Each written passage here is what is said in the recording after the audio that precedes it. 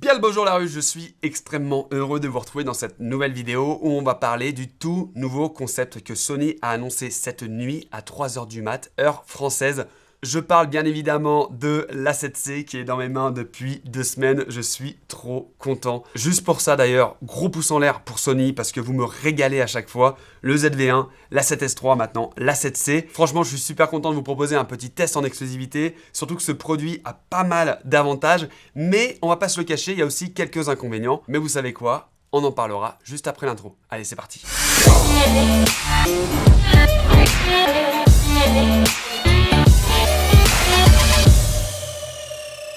Bon, petit aparté avant de commencer, effectivement, je suis debout, c'est ma première vidéo debout et je pense qu'il y en aura d'autres. Et oui, j'ai un tout nouveau setup. Pour ceux qui me suivent sur Twitch ou sur Instagram, vous avez déjà été un petit peu spoilé. Pour les autres, je vous laisse vous abonner et vous inquiétez pas, on y reviendra très vite dans une prochaine vidéo. Bref, dans la grande famille Sony, il faut savoir qu'il y a plusieurs gammes de produits. Tout d'abord, on a les compacts avec la série RX et le tout dernier ZV1 orienté vidéo.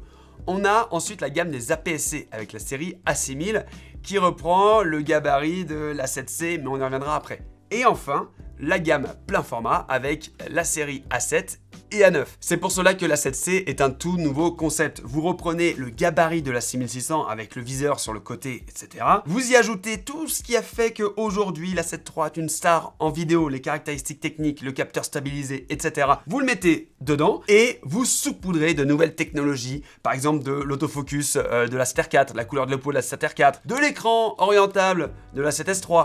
Bref, vous obtenez la 7C, le plus petit boîtier hybride plein format au monde avec capteur stabilisé. Et je pense que là, la question elle est vite répondue. Désolé les gars, c'est pas votre tour, ça sera peut-être une prochaine fois. Toi on attend ton grand frère. Si jamais vous vous demandez comment ils ont fait pour mettre un capteur plein format dans un boîtier aussi petit, je pense que c'est en grande partie grâce à la monture E, cette monture qu'ils ont depuis 10 ans. Et en fait, ils ont pris la décision, il y a 10 ans, Sony, de développer qu'une seule monture pour toute leur gamme. C'est-à-dire que vous commencez sur une série A6000, vous commencez à investir de l'argent pour plus tard. Demain, vous achetez un A7 III, une FS5, une FS7, une FX6, une FX9, bref, eh bien, vous ne perdrez jamais d'argent. Pourquoi ? Parce que tous les objectifs seront compatibles sur toutes les caméras. Et en plus, ils sont pas mauvais en objectif, du coup, ils ont vraiment réduit la taille de leur objectif, comme celui-ci de kit, le 28-60 f4.5.6, qui est vraiment un pancake et qui, au final, si vous le comparez avec l'A7 III et l'objectif en kit 28-70, celui-ci est 30% plus léger et plus compact. Il fait 509 grammes et 680 grammes avec l'objectif. C'est juste très léger en fait. Non, on attend toujours ton grand frère. Bon, déjà, esthétiquement, c'est un grand oui. Il y a zéro débat, les potes. Pour moi, ce revêtement argenté, c'est une tuerie. Ça lui donne un côté rétro, vintage, chic, vous appelez ça comme vous voulez. Mais vraiment, c'est très classe. Voilà, c'est très classe. Si jamais vous n'aimez pas, dites-vous qu'il sortira en full black d'ici mi-novembre. Mais pour moi, ça permet vraiment de le différencier de tous les autres Sony Alpha parce que c'est le premier à avoir un revêtement tel quel. Et son grip aussi est tout nouveau. Il y a un revêtement micro-perforé, c'est très agréable au toucher. Par contre, effectivement, c'est toujours pas adapté aux grandes paluches comme moi. Clairement, si je veux, je peux le tenir à 2 doigts le truc. Par contre, on le verra tout à l'heure, mais pour ceux qui ont des petites mains, c'est plutôt pas mal. C'est un bel appareil, franchement. Belle finition, belle fabrication. Ça a l'air robuste. Je pense que c'est destiné aux photographes qui ont envie d'avoir un bel objet entre les mains, avec des hautes performances sans se soucier des dernières techniques, détails, performances de 4K 60, 20 images par seconde, etc. Mais qui ont envie d'avoir quand même quelque chose de polyvalent, qui fait des belles photos, des belles vidéos, tout ça dans un encombrement minime. Parce que rappelez-vous que le meilleur appareil photo, c'est celui que vous emportez partout, et c'est peut-être celui-là. Avant de vous saouler avec l'aspect technique du boîtier, j'ai très envie de le présenter à ma pote Marianne Mood. C'est une créatrice de contenu photo et vidéo que je connais depuis maintenant 3 ans, et je pense sincèrement que c'est le boîtier parfait pour elle. Allez, c'est ce qu'on va vérifier. Ça va Marie ? Ça va et toi ? Ça fait plaisir de te voir. Bon, ouais. on s'est vu il y a pas longtemps. Hein. Ouais, on la fait semaine mytho, dernière. Voilà, c'est ça. Et tu nous vois bosser depuis pas mal de temps avec du Sony. Et tu me faisais part. Alors, on n'est pas là pour dire que telle marque ou telle marque est meilleure qu'une autre. Ouais. Mais tu me disais, voilà, moi j'ai besoin d'un petit boîtier un peu plus compact, un peu plus petit. Parce que c'est vrai que je me trimballe avec mon réflexe, le 24-70 de 8. Et au bout de 2-3 heures, t'as mal au bras. Exactement. Non, mais en fait, l'idée, c'est d'avoir autre chose, mais aussi quali. de ce que je fais, dans la photo. Bien sûr. Et sans dire que je suis une pro, hein, c'est pas du tout ça. Mais quelque chose de plus facile au quotidien à avoir. Parce que tu sais, j'ai toujours mon appareil, j'aime bien quand je voyage et tout, prendre des photos de tout et n'importe quoi. Tu le transportes un peu partout quoi. Ouais, et en fait ça fait un gros machin à chaque fois dans le sac et ouais, ça pèse de ouf son poids. Ouais, et bah écoute, je crois que j'ai trouvé l'appareil photo qui va te convenir. Il est là depuis le début. Hein. Ouais, il paraît. La mise en scène ratée, tu sais. Par contre, tu vas halluciner parce que il est là-dedans. Je te laisse le prendre en main et le découvrir. Ah ouais? Ouais, vas-y. Ok. Fais-toi plaisir. Je te présente la 7C. Il est trop beau. Ouais, t'aimes bien? J'adore. Ça fait un petit côté vintage, j'aime trop. Et méga léger quoi. Ah bah il fait 500 grammes. C'est-à-dire que ton boîtier actuel il fait entre 8 et 900 grammes, ça dépend si tu comptes la batterie, etc. Ouais. Là, tu es sur le boîtier le plus petit au monde avec un capteur plein format, stabilisé. Donc toi, t'as pas de capteur stabilisé, c'est ton réflexe. Donc la vidéo, parfois, ça tremble. Donc voilà, on a un boîtier donc avec l'écran effectivement rotatif. Si jamais tu veux faire du vlog avec. Canon. Capteur donc effectivement plein format. Ça c'est le kit. Donc on n'est pas sur une équivalence 24-70 comme toi tu as. Ouais. Par contre, j'ai le 24-70. On va pouvoir le monter dessus et tu vas pouvoir un peu le prendre en main. L'idée c'est qu'on parte à l'extérieur après pour que tu fasses un petit peu des essais. Carrément. Ça va te changer la vie parce que toi tu as un réflexe alors que là tu as un viseur donc électronique qui va te permettre de dérocher quand il fait grand soleil, comme c'est le cas. Voilà. Aujourd'hui dans un boîtier, à part effectivement le côté esthétique et le côté compacité, donc là tu as validé, qu'est-ce que toi tu as besoin en termes de capacité photo? C'est-à-dire, tu as besoin d'une grosse rafale, tu as besoin d'une belle montée en ISO pour faire des photos dans la nuit. Voilà, est-ce que tu sais un petit peu, toi, ce que tu as besoin? Moi, j'ai besoin d'appuyer, d'avoir un beau bokeh derrière et que ça soit beau.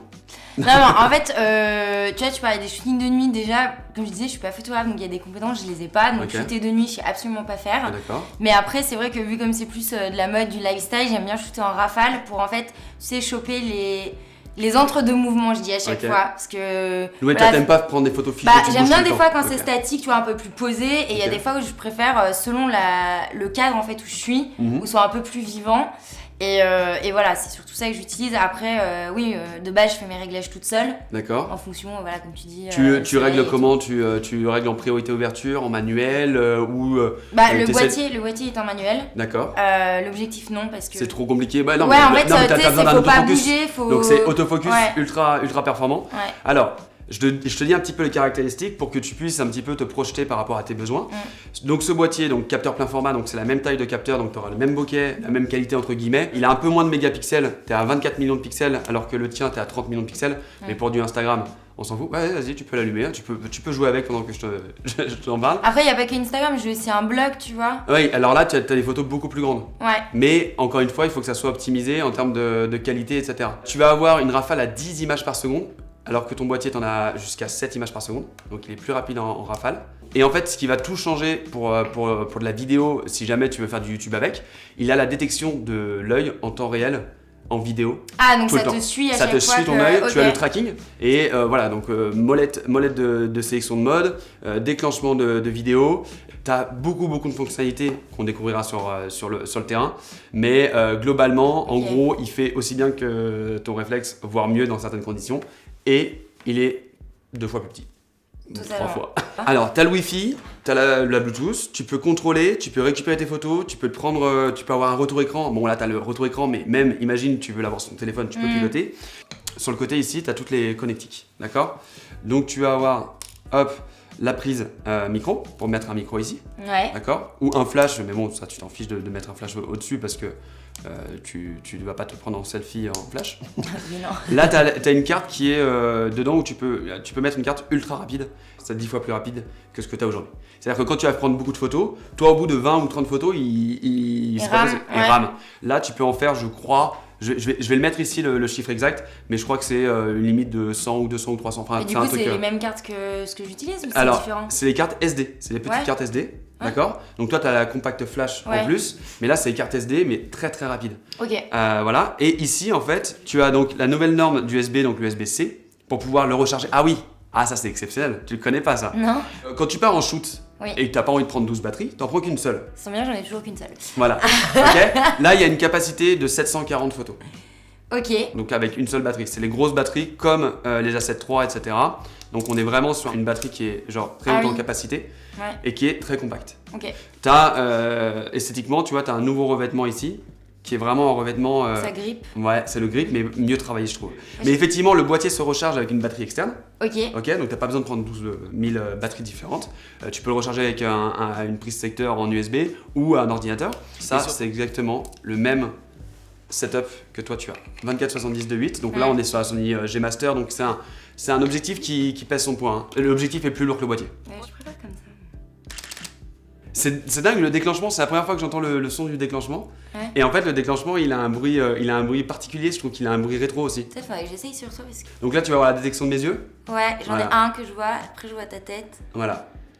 Écoute, c'est pas mal, hein? Franchement, ouais. Bon, le modèle est pas mal aussi. Non, mais l'autre... On va dehors, on va le tester en condition, on va faire un petit shoot sympa. Vas-y, ça me va. Allez, nickel. Allez, go.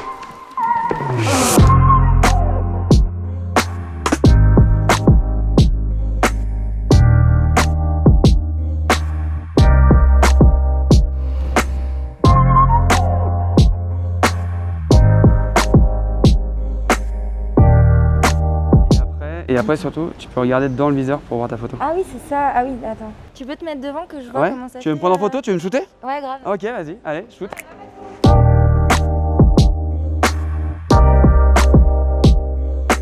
Ce qui est intéressant de savoir, c'est que est-ce que quand tu étais en plein zoom, tu avais la détection de mon visage? Oui. D'accord, parce que tu vois, on est quand même, je sais pas, une vingtaine de mètres, quoi, donc c'est cool, quoi.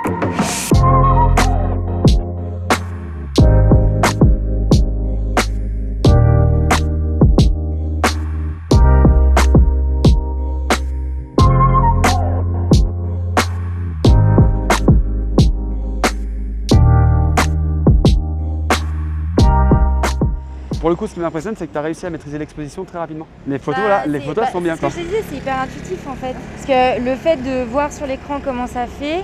Dans le viseur, ouais. Sur mon avec, je pouvais le voir aussi, mais si une fois qu'on prenait la photo, il y avait quand même des réglages à refaire, tu vois. Ok. Tu vois ce que je veux dire? Là, tu les fais en direct. Alors que là, je vois dans le truc, je prends ma photo et après je regarde et finalement, c'est exactement ce que j'ai vu. Ouais.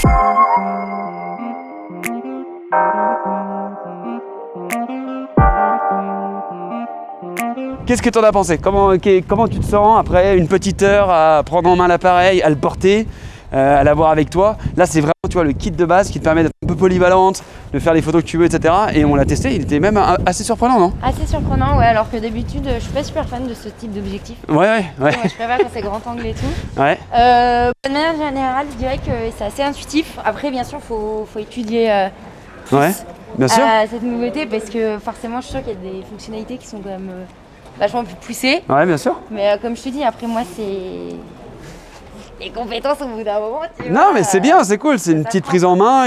Voilà, donc le boîtier, il faut que tu l'aies en main un peu plus longtemps. Après, le poids, ouais, hyper cool, hyper léger en fait. Ouais. T'as l'impression de pas l'avoir quoi. Enfin, même tout à l'heure qu'on a essayé avec le grand angle, enfin. Ouais, le 24-70, même qui est imposant, ça n'a rien à voir. Bah, je pense que tu dois gagner 600-700 grammes en tout. Tu vois, c'est typiquement le genre de. Bah là, avec cet objectif, tu peux le mettre dans un sac à main. Ouais. Non, puis même, moi, je trouve le côté esthétique, tu vois, je le trouve hyper. Hyper beau? Ouais, hyper canon. Cool. Écoute, alors, par contre, je vais devoir le reprendre.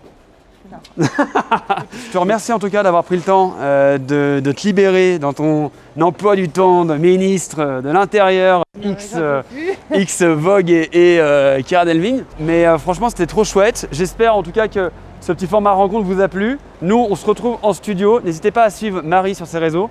Marie Elmoud sur Instagram, Marie Elmoud sur YouTube. Il y en a de partout. Il y en a de partout. Et je te fais pas de bisous, mais le cœur y est. Ouais, par contre, je vais vraiment devoir reprendre le boîtier. Ok, et en tout cas, merci. Ouais, c'était trop chouette. C'était cool. Yes. Et sympa le test. Check. Check, bye. À toutes. Ciao, ciao. Bon, on va pas se le cacher les gars, je suis ravi, enchanté du ressenti global de Marie, de son avis après une seule heure d'utilisation de cette A7C. Elle n'avait jamais pris de Sony en main auparavant et qu'elle me dise qu'elle trouve ça intuitif, je trouve ça dingue parce qu'en off, je lui ai dit écoute Marie, les boîtiers Sony c'est pas du tout reconnu pour être intuitif, mais je suis très content que tu trouves que c'est intuitif. Franchement, c'est typiquement le genre de personne à qui ce boîtier irait. C'est-à-dire que c'est quelqu'un qui veut prendre des belles photos, des belles vidéos sans se prendre la tête, tout ça avec un petit boîtier compact, léger, transportable de partout. Voilà. Est-ce qu'elle va passer chez Sony? Sûrement. Est-ce que c'est un peu grâce à moi? Peut-être. Bon, après, à mon tour de le tester, je suis parti 2-3 jours dans le sud, histoire de le prendre en main avec uniquement le 28-60, c'est-à-dire cet objectif. J'ai fait du vlog, j'ai fait un peu de b-roll, et honnêtement, non, vous savez quoi, je vais pas vous spoiler. Allez, en voiture Simone.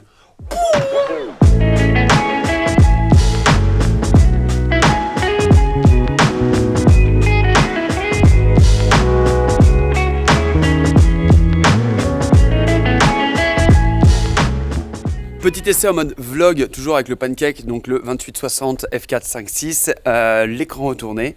Je me balade dans Grimaud à la recherche d'un bon spot pour le coucher de soleil. Le soleil derrière est en train de se coucher. J'ai encore plus ou moins un quart d'heure, mais je découvre le village de ma maman et genre c'est juste trop cool. Voilà, ça permet de checker la stabilisation. Là, je suis avec le micro, le CM B1M.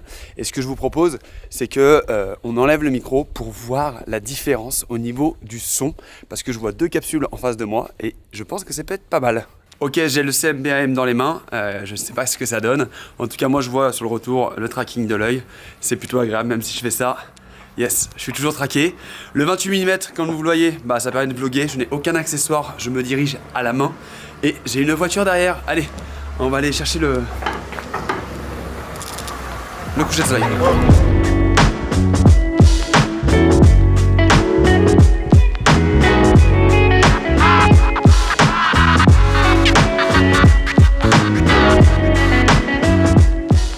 On l'a presque fait.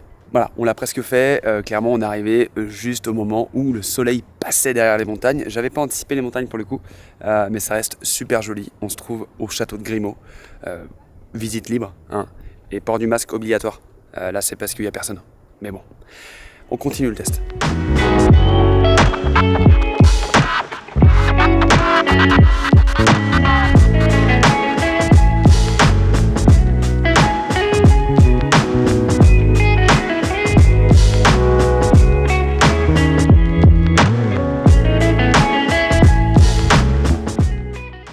On finit ce petit tour par bien évidemment quelques photos nocturnes. Alors je shoot en JPEG parce que le RAW ne sera pas disponible avant 1 mois et demi, 2 mois, le temps que l'appareil sorte. Mais là je suis à 12800 ISO, f4, 1/50e, toujours avec le pancake. Voilà, vous regardez un petit peu la qualité, vous jugez de la qualité. Mais par contre ce que je peux vous dire c'est que là il détecte l'œil. Voilà, il a l'autofocus, c'est juste une tuerie. On en parlera après en studio, mais vous l'aurez compris, je suis assez satisfait de la qualité. J'en attendais pas forcément moins, par contre j'en attendais peut-être un peu plus. Bref, je suis dans le noir, j'ai plus de lumière, si, ça y est. Allez, venez, on va débriefer. Transition! Oui, je n'ai rien trouvé de mieux que de l'herbe de la pampa. J'ai rien dans mon bureau, les gars, je suis désolé. C'est le nouveau setup. Voilà. C'est parti. On arrive sur le gros débrief, le moment où je vais vous dire tous les points positifs de l'appareil, mais aussi les points négatifs par rapport à mon utilisation plus pro. Et on va commencer par le positif. Faut savoir que ça fait presque 3 ans que j'utilise la gamme A7 avec l'A7R3 et plus récemment l'A7 III. Et juste de retrouver toute la puissance de ce plein format, de ces processeurs dernière génération dans un boîtier comme celui-ci, c'est déjà un énorme kiff. En fait, le plein format, ça va tout faire, ça va déterminer le bokeh, la netteté, la taille des photosites pour la basse lumière, etc. Bref, déjà, ça c'est un grand oui. On va retrouver la dynamique d'image, qui est pour le coup un des points forts chez Sony, la stabilisation du capteur, qui est un point un petit peu mitigé, parce que la valeur de stabilisation de 5 stops, ça dépend des constructeurs. Moi, ça me suffit, il y en a d'autres qui trouvent qu'elle est nulle, il y en a d'autres qui trouvent qu'elle... Bon, il y en a d'autres qui s'en fichent complètement. Moi, je trouve que c'est ok, il pourrait faire mieux, il pourrait faire moins bien, mais ça m'a permis de prendre des photos à 1/10, et surtout, en mode vlog, bah, je trouve que ça passe de dingue. Les seuls moments où effectivement je trouve que c'est pas bon, c'est quand vous le tenez à la main et que vous essayez d'avancer, etc. Mais pour ça, généralement, on utilise un stabilisateur. Après, honnêtement, avec le pancake à 28-60, bah, je suis désolé, mais j'avais aucun accessoire. Je tenais l'appareil comme ça. Et je trouve que le rendu est très bien. On a un flou d'arrière-plan, même à f4. On a un 28 mm qui permet d'avoir quelque chose de pas trop serré, pas trop large. Il s'est super bien démerdé. Et surtout, en fait, l'avantage, c'est qu'on garde le mode Super 35. En fait, le mode Super 35, c'est quand vous croppez dans le capteur en 4K ou en 1080p, qui va vous permettre d'avoir une image à 1,5 fois plus zoomée. je fais des raccourcis. Mais dites-vous qu'avec un 28-60, avec le mode crop, c'est comme si vous aviez un 28-90. Et en termes de créativité, ça vous donne des possibilités de malade. Il y a le son aussi que j'ai trouvé très très bon, même sans micro, etc. Franchement, à part les petits attaches sangles qui font du bruit, mais ça c'est sur toutes les gammes alpha. Il n'y a pas grand chose à dire, je pense que les micros internes sont excellents. Il y a l'écran rotatif qui est issu de la 7S3 et du ZV1 qui franchement fait la différence sur les plans en face cam. Ou alors quand vous êtes en plongée, ou au contraire en contre-plongée. J'ai été hyper impressionné par la batterie. J'ai fait un test d'enregistrement longue durée, donc déjà il n'y a pas de limite en vidéo, c'est-à-dire que ça ne se coupe pas à 29,59. J'ai enregistré plus d'1 heure de vidéo sans surchauffe, et surtout qu'il y avait encore environ 60% de batterie. C'est-à-dire qu'avec une seule batterie, vous pouvez enregistrer en continu environ 2h20, 2h30. En plus, il a une meilleure activité que la 7.3, ça c'est grâce au dernier processeur issu de la 7R4, le Bion-Z X, mais du coup ça amène aussi d'autres nouveautés qui sont vraiment agréables. Tout d'abord, la transition de focus en autofocus. Vous passez d'un premier plan à un arrière-plan de façon naturelle. C'est smooth, ça pique pas, ça pompe pas, franchement c'est hyper agréable, surtout que vous avez la possibilité de le configurer comme sur la 7S3, c'est-à-dire avec 7 niveaux de vitesse et 5 niveaux de réactivité. On a aussi l'ajout du suivi d'objets en temps réel grâce à l'écran tactile. On a juste à cliquer sur l'écran tactile et il va sélectionner un objet et le suivre. Et franchement, ça marche super bien. On l'avait déjà vu sur le ZV1, la 6600 ou encore la 7S3 et ça fait plaisir, encore une fois, de l'avoir ici. Vous avez aussi, comme sur les modèles récents, la détection de l'iris, donc de l'œil en vidéo, en temps réel et aussi en photo. Et ça marche super bien. Et vous savez quoi? Ça marche même quand on est en sortie HDMI en 4K. Oui, moi ça me sert parce que j'ai une chaîne Twitch et si jamais t'es pas au courant, je t'invite à aller t'abonner parce que on parle de matos, on parle de business, on parle de photos, on fait plein de choses. Et parfois, je fais des lives avec des appareils sans que vous soyez au courant et moi ça m'amuse. Globalement, encore une fois, je trouve le boîtier très bien fait. Même les compartiments ont été vraiment revus. Je pense qu'ils ont amélioré l'étanchéité, etc. du boîtier. On est passé au pur USB-C, donc ça va permettre une recharge plus rapide. Et voilà, globalement, on a fait le tour des bonnes nouvelles du boîtier, des avantages. Et maintenant, place au point faible. Tout d'abord, l'absence de sélecteur à l'avant. En fait, vous avez plus de roue crantée et ça m'a complètement dérouté. C'est-à-dire qu'à la base, vous gérez l'ouverture ou la vitesse et vous jonglez entre les deux. C'est-à-dire qu'il y en a une pour l'ouverture, une pour la vitesse. Là, vous en avez qu'une. Donc, il faut tourner la molette pour gérer la vitesse et ça, c'est l'ouverture. Sauf que si vous cliquez sur cette molette, vous allez déclencher une autre option. Et il faut prendre le coup de main et au début, moi j'étais paumé. Deuxième chose, moins ergonomique, on n'a plus de joystick. Ce joystick qui vous permet d'aller sélectionner le collimateur quand vous avez l'œil dans le viseur et d'aller changer où est-ce que vous voulez faire l'autofocus, surtout efficace en photo. Et là, clairement, la solution, c'est l'écran tactile. Il y en a d'autres avec toujours cette molette, etc. Mais il faut sélectionner le sélecteur. Enfin bref, c'est un peu un bordel et clairement là, on perd vraiment en ergonomie. En parlant du viseur, bon, il est pas ouf. Je suis désolé, il est pas confortable, il est tout petit en termes de grossissement, comparé à un A7 III, un A7 R3. Après, je suis peut-être habitué à avoir le très haut de gamme et le très luxe, mais pour moi, c'est vraiment pas un argument d'achat. Ne serait-ce que juste pour poser son œil, en fait, on ne peut pas poser son œil. Le seul avantage du viseur, c'est que quand vous visez à droite, votre nez, il vient pas taper contre l'écran. Sauf quand, évidemment, vous faites ça. Mais là, c'est un peu débile. Et enfin, on perd aussi les boutons C1 et C2 qui étaient présents sur la 6600 et sur la 7.3 et la série A9, etc. Parce que le bouton REC est passé au-dessus. Pour mon utilisation pro, encore une fois, le C1, C2, je m'en sers tout le temps. Le C1, c'est pour cropper en vidéo et le C2, c'est pour sélectionner mon collimateur. Du coup, je suis obligé d'attribuer d'autres touches. Après, encore une fois, c'est bien fait, on peut tout personnaliser, etc. Mais pour moi, ça me manque. Voilà, clairement, ça me manque. Enfin, au niveau des caractéristiques techniques vidéo, on n'a pas de 4K60, on n'a pas du 10 bits 422, on n'a pas le nouveau S-Log 3 de la 7S3, mais ce n'est pas grave, encore une fois, parce que ce genre d'appareil n'est pas destiné aux pro-users. Question tarif et disponibilité, la version argentée sortira en première le 26 octobre et la version noire sortira le 23 novembre, soit un mois d'écart entre les deux. Moi, je m'en fiche parce que je préfère encore une fois la version argentée. La version en kit sera à 2299 € et la version nue sera à 2099 €, soit un tout petit peu moins que la 7.3 en ce moment, mais moi je l'aurais vu un petit peu moins cher. 1899 voire 1799, ça aurait été parfait. Maintenant, si je devais choisir entre la 7C et la 7.3 pour une utilisation vlog, lifestyle, je prendrais direct la 7C. Et si je devais choisir pour mon utilisation, c'est-à-dire pro, vidéo et photo, j'attends la 7.4. Voilà, je parle pas de l'A7 III parce qu'il commence à avoir plus de 2 ans, mais vraiment, l'A7 IV, pour moi, ça va être le mix parfait entre l'A7 III, l'A7C et l'A7S III. Le capteur... Enfin bref, j'ai trop hâte qu'il l'annonce, ça sera peut-être pas avant 6 mois, 1 an ou 2 ans. Donc voyez par rapport à vos besoins, et ce boîtier est quand même un bon 7,5 sur 10. Dans tous les cas, ce qui fait plaisir, c'est que Sony se bouge les fesses et nous sort 2 nouveaux boîtiers cette année, voire 3 avec le ZV1. Franchement, ça fait vraiment plaisir, tout simplement parce que on sent qu'il y a des nouveautés qui arrivent, qu'il y a des challengers. C'est un super boîtier, encore une fois. Merci Sony pour l'occasion, merci à vous d'avoir regardé cette vidéo. N'hésitez pas encore une fois, like, commentaire, abonnement, si jamais ça vous plaît. Il y a encore plein de choses à faire sur cette chaîne, à vous présenter, et même il y a plein de projets qui arrivent.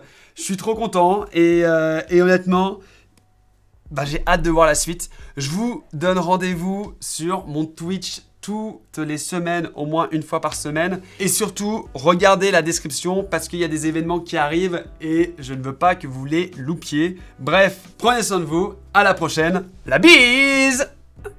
Je suis trop loin. Transition Fabien, s'il te plaît.